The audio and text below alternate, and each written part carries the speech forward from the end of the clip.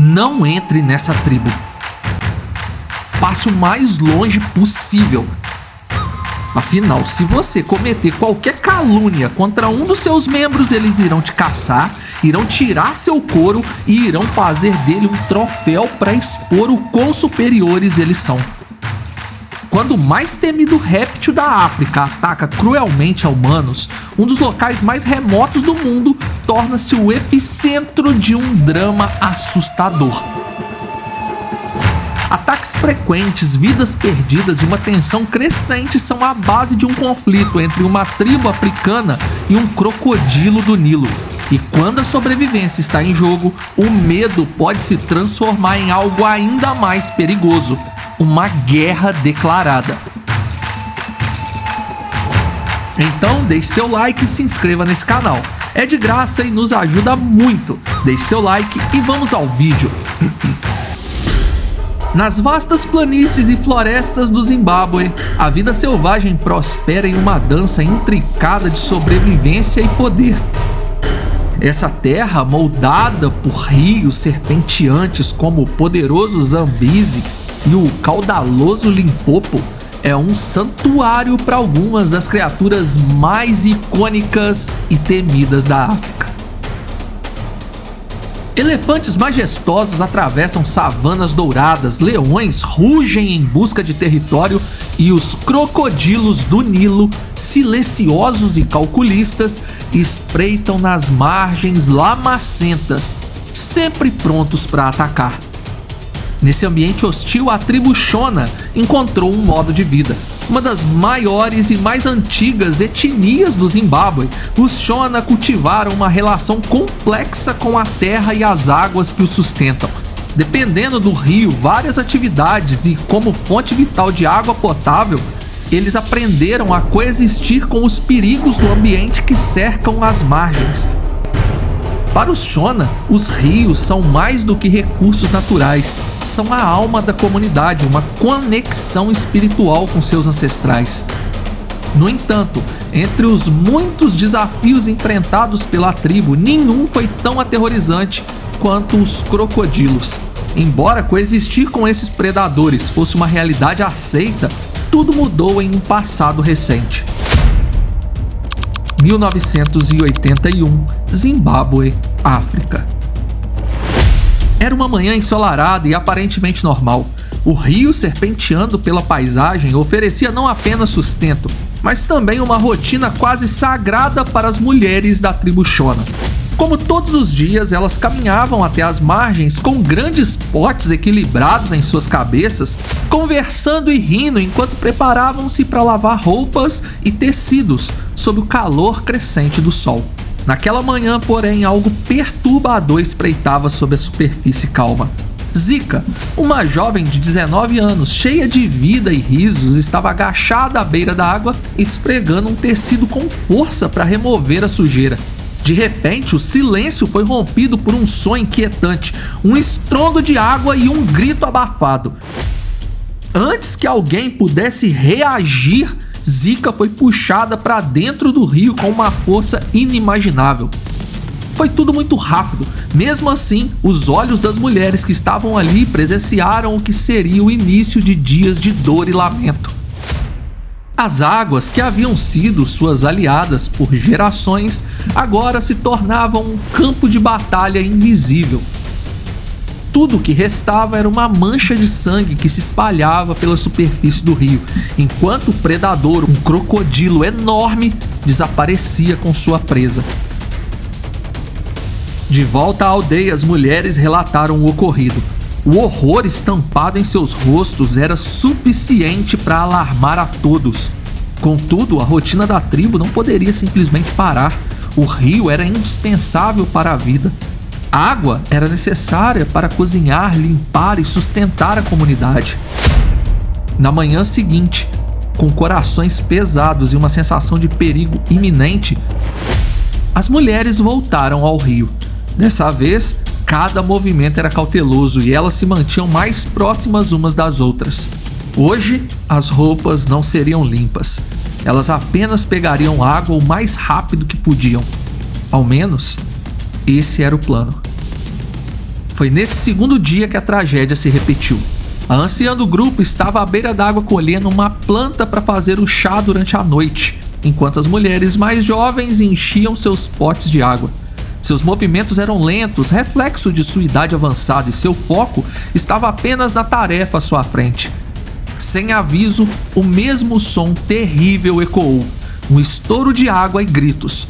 O crocodilo atacou com velocidade assustadora, agarrando a senhora pelas pernas e a arrastando para o fundo. Nenhuma reação das mulheres ao redor podia impedir o ocorrido. Era tarde demais. A força do predador era avassaladora e o rio havia reivindicado mais uma vida. Os dois ataques em tão pouco tempo abalaram profundamente a tribo. O rio, antes fonte de vida, agora era visto como uma ameaça mortal. Após o segundo ataque fatal, a tribo Shona foi tomada por uma mistura de medo e revolta. Algo precisava ser feito e os homens da aldeia, decididos a proteger suas famílias, se armaram. Munidos de facões e lanças, eles formaram um pequeno grupo de caça e partiram em direção ao rio, determinados a enfrentar o inimigo que transformara o sustento da tribo em um campo de terror. A atmosfera era tensa enquanto os homens caminhavam em silêncio pelas margens do riacho. Seus olhos estavam fixos na água, procurando qualquer movimento suspeito. Ao avistar o réptil conhecido por eles e sem hesitar, o grupo lançou suas lanças e finalizaram o animal com facões. Esse foi o primeiro de 2 crocodilos abatidos naquela tarde. Contudo, ao abrirem o estômago dos crocodilos, os homens da tribo não encontraram nenhum indício humano. Tudo indicava que o predador ainda estava solta, esperando para atacar novamente. Há poucas semanas, o rio tinha sofrido uma grande cheia, resultado das intensas chuvas daquela temporada, permitindo que crocodilos do rio maior migrassem para o riacho que a tribo usava diariamente. Para os Shona, essa era a única explicação de crocodilos tão grandes na região que normalmente não os abrigavam. O predador responsável pelos ataques devia ser um desses recém-chegados, um intruso que estava reivindicando seu novo território à custa de vidas humanas. No dia seguinte, ao amanhecer, o grupo voltou ao rio com uma determinação renovada. Após horas de busca, avistaram outro crocodilo se movendo lentamente pelas águas rasas. O animal foi rapidamente abatido e todos esperaram em silêncio enquanto seu estômago era aberto. Nada. Mais uma vez, o culpado permanecia à solta. Apesar dos esforços, a rotina da tribo precisou ser retomada. O medo estava ali, mas a necessidade era maior. As mulheres voltaram ao rio, agora com extrema cautela, enquanto os homens montavam vigílias improvisadas nas margens. Tudo parecia estar voltando ao normal. Dias se passaram e nenhum outro ataque aconteceu, dando lugar à forma habitual da rotina. Apesar de ainda estarem de luto, todos baixaram a guarda e esse era o momento perfeito para o crocodilo atacar novamente. Em uma manhã fatídica, o grupo de mulheres partiu para o rio, como de costume. Entre elas estava um garoto de cerca de 8 a 10 anos, acompanhado de sua mãe e irmãs. Ele corria pelas margens enquanto as mulheres se concentravam em suas tarefas, rindo e brincando com a energia típica da infância. Mas o silêncio tomou conta do ambiente e as risadas do menino simplesmente desapareceram. Ao olhar ao redor, onde estava o menino? Dessa vez o ataque foi tão rápido que nenhuma das mulheres conseguiu sequer ver a dramática cena. Sua túnica flutuava na superfície do rio e marcas na terra próxima indicavam claramente que ele fora arrastado para dentro da água. O silêncio deu lugar a um coro de gritos desesperados. As mulheres largaram tudo e correram de volta à tribo. Suas vozes carregadas de pânico e dor. O inimaginável havia acontecido novamente. Dessa vez foi ainda mais cruel. Quando os homens ouviram os relatos, a raiva se tornou desespero e, determinados a encerrar o reinado de terror do crocodilo, um grupo armado colocou um pequeno barco na água pela primeira vez. Enquanto alguns homens remavam, outros permaneciam atentos nas margens, preparados para atacar ao menor sinal do réptil. Após horas de busca, o silêncio da tarde foi quebrado. Na margem oposta do riacho, um enorme crocodilo emergiu das águas, arrastando seu corpo pesado até a terra firme para descansar aos últimos raios de sol. Mas o que esperava na margem era a doce e amarga vingança. Os homens se aproximaram cautelosamente, cercando o animal. Com golpes coordenados, atacaram o crocodilo, colocando fim a um predador enorme e faminto.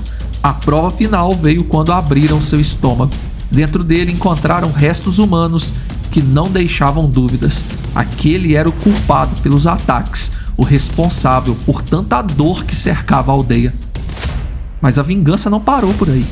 Na aldeia, os homens retiraram o couro do crocodilo e depois ele foi estendido como um troféu.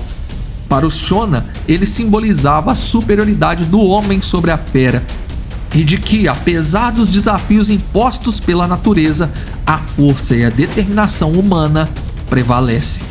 Essa história, assim como outras narrativas fascinantes da savana africana, foi registrada por Thomas Dyers, um caçador inglês que viajou pela África nos anos de 1981 e 1982.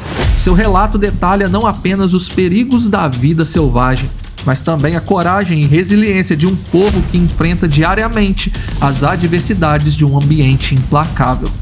Se gostou, deixe seu like e se inscreva. Muito obrigado por assistir. Fui!